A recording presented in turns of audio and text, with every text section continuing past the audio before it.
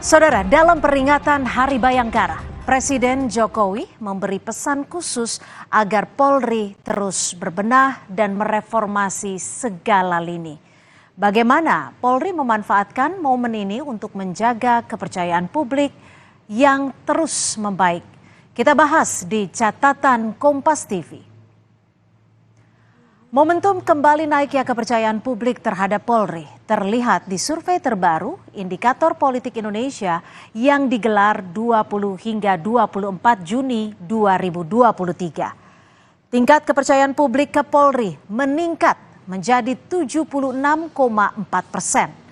Direktur Eksekutif Indikator Politik Burhanuddin Muhtadi menyebut kurang dari setahun Polri berhasil memulihkan citranya.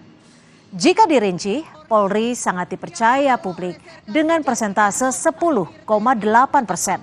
Cukup percaya 65,6% dan kurang percaya 20%.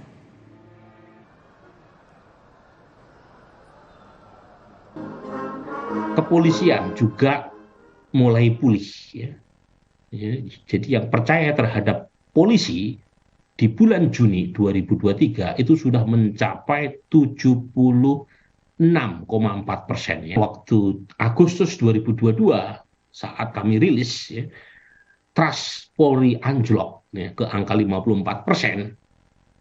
Saat itu kurang lebih sebulan setelah Sambo gitu ya, membetot perhatian publik, itu kita sampaikan itulah trust paling rendah polisi.